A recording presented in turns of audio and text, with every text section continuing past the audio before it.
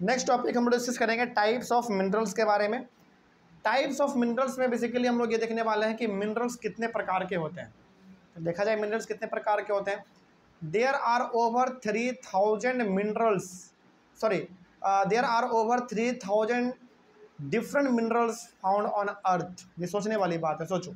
यानी कि अभी तक पूरा का पूरा जो मिनरल्स हम लोग खोज चुके हैं वो 3000 अलग अलग प्रकार के मिनरल्स को हम लोग खोज चुके हैं।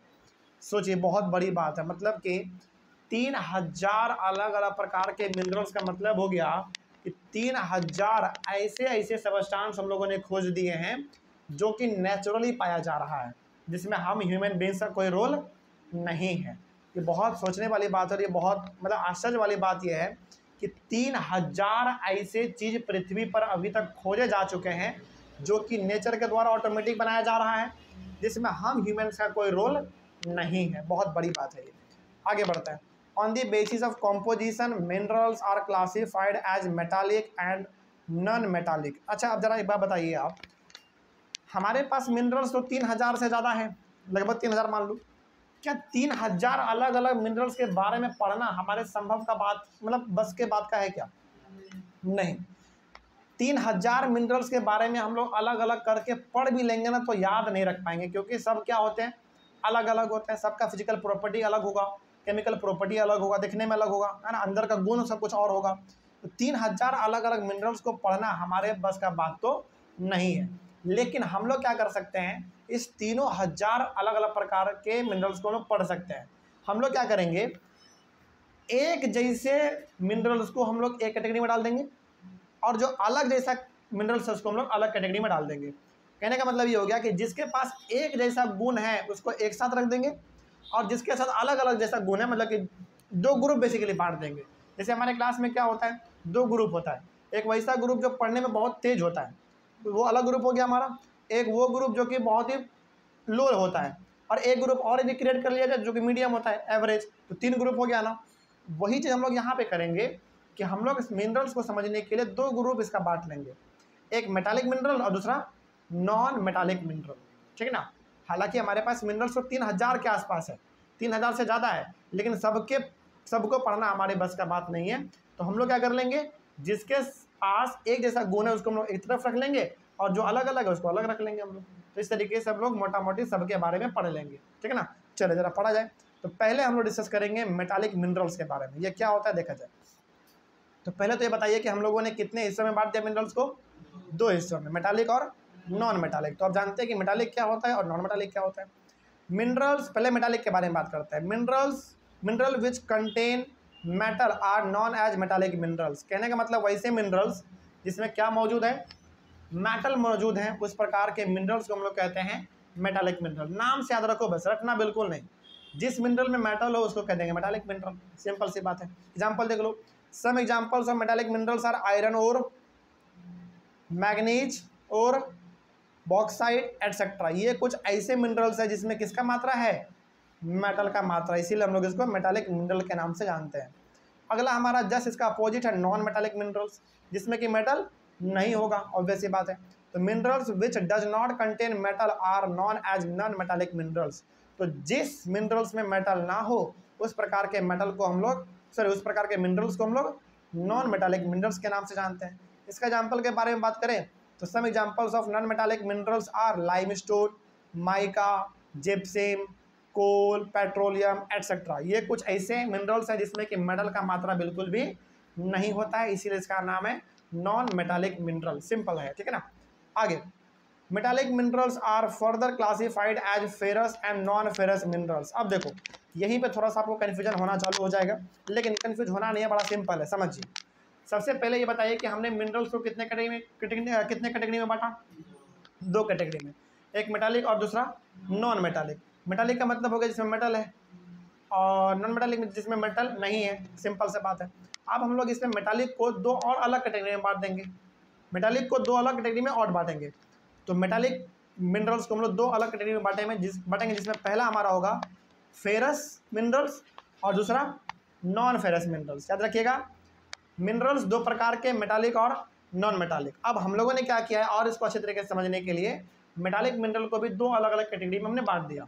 पहला फेरस मिनरल और दूसरा नॉन फेरस मिनरल। चलिए अब इन दोनों के बारे में भी जानते हैं कि फेरस मिनरल क्या होता है और नॉन फेरस मिनरल क्या होता है। देखो those minerals which contain iron are non as ferrous minerals. देखो जिस मिनरल में क्या मौजूद हो, आयरन मौजूद है यानी कि लोहा, उस प्रकार के मिनरल्स को हम लोग कह देते हैं फेरस मिनरल्स, ठीक ना। इसका एग्जाम्पल के बारे में बात करें तो some examples of ferrous minerals are iron ore, manganese and chromite. ये कुछ ऐसे एग्जाम्पल हैं जिसमें किसका मात्रा होगा बताओ, आयरन का मात्रा होगा, ठीक ना। अगला हमारा है नॉन फेरस मिनरल्स, जिसमें कि आयरन का मात्रा ऑब्वियस सी बात है नहीं होगा, है ना। इसमें देख लो those minerals which does not contain iron are non as non ferrous minerals, यानी कि जिस मिनरल में आयरन का मात्रा बिल्कुल भी ना हो उस प्रकार के मिनरल्स को हम लोग कहते हैं नॉन फेरस मिनरल्स, ठीक है ना। इसका एग्जाम्पल के तौर पे बात करें तो गोल्ड हो गया, सिल्वर हो गया, कॉपर हो गया, लीड हो गया, ये सब हमारा क्या है, नॉन फेरस मिनरल्स है। मतलब इसमें जरा सा भी आयरन का मात्रा नहीं होता है। जैसे आप जो सोना चांदी सब पहनते हो या फिर बनवाते हो, क्या उसमें आयरन का मात्रा होता है? नहीं। यदि आयरन का मात्रा होगा तो क्या सोना इतना महंगा मिलेगा आपको? बहुत सस्ता मिलेगा भाई, है ना। लेकिन उसमें आयरन बिल्कुल नहीं होता, उसमें प्योर गोल्ड होता है, तो इसलिए वो थोड़ा सा आपको महंगा मिलता है ना। तो ये हो गया हमारा नॉन फेरस मिनरल्स। इसमें कोई डाउट आप लोगों को? बात समझ में आ रही है सारी कुछ? चलिए आगे बढ़ते हैं। अगला हमारा है extraction of minerals. Extraction of minerals का मतलब है कि आप मिनरल्स को कैसे बाहर निकालोगे। मान लीजिए कि जमीन के अंदर मिनरल्स पाया गया, अब सवाल है कि उस मिनरल्स को आप कैसे बाहर निकालोगे और कैसे उसका इस्तेमाल करोगे। इसमें अलग अलग प्रोसेस है। माइनिंग करके ऑब्वियस सी बात है, खोद के, लेकिन क्या केवल माइनिंग कर लेना ही आसान काम है? नहीं, थोड़ा सा इसमें कुछ और भी प्रोसेस है। जैसे पहले तो माइनिंग ही होगा ऑब्वियस सी बात है, फिर ओपन कास्ट माइनिंग है, फिर सॉफ्ट माइनिंग है, उसके बाद फिर ड्रिलिंग है, फिर क्वेरिंग है। ये अलग अलग प्रकार के प्रोसेस है, मेथड है, जिसके थ्रू हम लोग मिनरल्स को ज़मीन से बाहर निकालते हैं और उसका इस्तेमाल करते हैं, है ना। चलिए सबसे पहला हम लोग देखते हैं, minerals can be extracted by mining, drilling and quarrying. हम लोग मिनरल्स को ज़मीन से अलग अलग मेथड से बाहर निकाल सकते हैं अपने यूज के लिए, जिसमें हमारा पहला है माइनिंग, एकदम सबसे फेमस जो है। जैसे मान लीजिए कोयला जो निकलता है, वो कोयला कैसे निकलता है? माइनिंग से निकलता है, यानी कि जेसीबी से खोदा जाता है नीचे। जेसीबी तो फिर भी बहुत छोटा हो गया, अलग अलग प्रकार का मशीन लगा के ज़मीन के नीचे खोदते हैं और पूरा कोयला बाहर निकालते हैं। चलिए जरा देखते हैं कि आखिर माइनिंग क्या होता है। The process of taking out minerals from rocks buried under the earth surface is called mining. मतलब कि जब हम लोग ज़मीन को खोद के नीचे से मिनरल्स को बाहर निकालते हैं, वही हमारा मेथड कहलाता है माइनिंग। इसका सबसे अच्छा एग्जाम्पल है कोयला, यानी कि कोल। तो कहने का सिंपल सा मतलब यहाँ पे हो गया कि यदि हम लोग ज़मीन को खोद के नीचे से मिनरल्स को बाहर निकालते हैं, वही हमारा कहलाता है माइनिंग, ठीक ना। आगे बढ़ते हैं। There are two different types of mining, open cast mining and soft mining. अब देखो माइनिंग हम दो प्रकार का होता है, ध्यान रखिएगा। माइनिंग दो प्रकार का, ओपन कास्ट माइनिंग और दूसरा सॉफ्ट माइनिंग। इसके बारे में भी देख लेते हैं ये है क्या। पहले ओपन कास्ट माइनिंग देख लो। Minerals that is present at low depth and are taken out by removing the surface layer, it is known as open cast mining. Open cast mining का मतलब हो गया कि ज़मीन को ना ज़्यादा खोदना नहीं पड़ा, थोड़ा सा ही हमने खोदा और मिनरल हमको मिल गया। मतलब कि हमारा मिनरल ज़्यादा गहराई में नहीं था, ऊपर ही था, थोड़ा सा हमने बस ऊपर का मिट्टी हटाया और हमको मिनरल मिल गया। इसी को हम लोग कहते हैं ओपन कास्ट माइनिंग। अगला हमारा है सॉफ्ट माइनिंग। ये क्या होता है देखो, minerals that is present at great depth and are taken out by digging a deep hole, it is known as soft mining. soft mining में क्या होता है, मिनरल्स आपका ज़मीन के बहुत नीचे है, और ऑब्वियसली बात है भाई बहुत नीचे है तो आपको बहुत नीचे खोदना पड़ेगा, होल बनाना पड़ेगा, तभी जाकर आप माइनिंग कर पाएंगे और चीज़ों को बाहर निकाल पाएंगे। तो माइनिंग कितने प्रकार का हो गया? दो प्रकार का। ओपन कास्ट माइनिंग का मतलब जो कि थोड़ा सा ऊपर ही मिल जाएगा, आपको ज़्यादा खोदना नहीं पड़ेगा, और सॉफ्ट माइनिंग मतलब हो गया जो कि आपको थोड़ा सा ज़्यादा खोद के मिनरल्स को बाहर निकालना पड़ेगा, ठीक है। अगला हमारा है ड्रिलिंग। चलिए ड्रिलिंग कौन सा मेथड है भाई, इसमें क्या होता है जरा इसके बारे में देख लिया जाए। Minerals that is present far below the earth surface and are taken out by deep wells, it is known as drilling. Drilling में पता है क्या होता है, ड्रिलिंग में ना बेसिकली आपको जो मिनरल है ना वो बहुत नीचे पाया जा रहा है, बहुत नीचे। अब सवाल होगा कि सर फिर सॉफ्ट माइनिंग क्या था? देखो सॉफ्ट माइनिंग में ना आपको उतना अंदर भी नहीं जाना पड़ता। देखो तीन प्रकार, बेसिकली माइनिंग दो प्रकार का। पहला समझो, पहला ओपन कास्ट जो कि थोड़ा सा ऊपर ही मिल जाएगा आपको, और सॉफ्ट माइनिंग जो कि थोड़ा सा अंदर जाना पड़ेगा। लेकिन ड्रिलिंग में हो गया थोड़ा सा और अंदर, मतलब कि जितना अंदर आप जा सकते थे उतना अंदर चले जाओ। मिनरल्स को बाहर निकालने के लिए वही हमारा हो जाएगा ड्रिलिंग। और ड्रिलिंग कैसे होता है पता है? कुआं बना के होता है, मतलब कि कुआं जैसा खोदा जाता है, उसमें सीढ़ी बनाते हैं, उससे वर्कर नीचे जाते हैं। और अब तो ड्रिलिंग लिफ्ट से भी नीचे लोग जाते हैं। मूवी में आपने देखा होगा, कई सारे ऐसे मूवी हैं जिसमें दिखाया गया है कि कोयला निकालना हो या फिर कोई भी मिनरल ज़मीन से नीचे निकालना हो, माइनिंग करना हो, मतलब कि बेसिकली ड्रिलिंग करना हो, तो वो मशीन से नीचे जाते हैं, वहाँ पे सारा काम करते हैं और फिर शाम में मशीन से ऊपर आ जाते हैं। तो ड्रिलिंग में बेसिकली बहुत अंदर जाना पड़ता है। हाँ बिल्कुल, ड्रिलिंग में बहुत अंदर जाना पड़ता है, तभी जाकर आपको ये सामान, मतलब मिनरल आपको बेसिकली मिल पाता है। ठीक है ना, आगे बढ़ते हैं।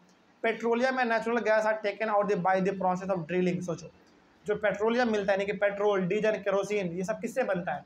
पेट्रोलियम से बनता है। लेकिन पेट्रोलियम कहाँ से मिलेगा? ज़मीन के बहुत नीचे जाना पड़ता है, बहुत नीचे। और इसमें जाने के लिए जो ट्रिक हम लोग इस्तेमाल करते हैं उसी को हम लोग कहते हैं ड्रिलिंग, है ना। जैसे हमारे इंडिया में आज भी पेट्रोलियम कहाँ से आता है? सऊदी अरेबिया से आता है।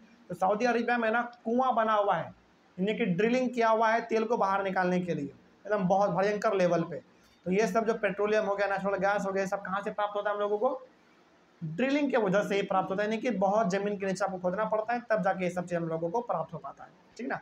अगला है क्वेरिंग। क्वेरिंग में क्या होता है? देखो, minerals that is present near the surface and taken out by simple dug, it is known as quarrying. Quarrying का सिंपल सा मतलब हो गया कि बहुत ऊपर, मतलब कि ज़मीन के बहुत ऊपर, मतलब कि थोड़ा सा आपने कुदाल चलाया, 1-2 फीट आपने ज़मीन खोदा और आपको सामान मिल गया। ये हमारा कहलाता है क्वेरिंग। सिंपल, कोई दिक्कत इसमें? तो क्वेरिंग में आपको क्या बहुत ज़मीन खोदना पड़ता है? नहीं, बहुत थोड़ा सा, मतलब 1-2 फीट आपने ज़मीन को खोदा और जो मिनरल्स आप खोजना चाहते थे वो आपको मिल गया। ये हमारा कहलाता है क्वेरिंग। क्या कोई डाउट इसमें? चलिए, अगला टॉपिक हमारा होगा डिस्ट्रीब्यूशन ऑफ मिनरल्स, जो कि हम लोग अपने नेक्स्ट क्लास में डिस्कस करेंगे। यहाँ तक में कोई डाउट रहा होगा आप लोगों को तो कमेंट कीजिएगा। आप लोगों को कोई डाउट इसमें? चलिए, कोई डाउट नहीं है तो ऑनलाइन वाले बच्चे कहीं पर डाउट रहे तो कमेंट कीजिए। मिलते हैं हम लोग अपने अगले क्लास में। Thank you very much and have a nice day.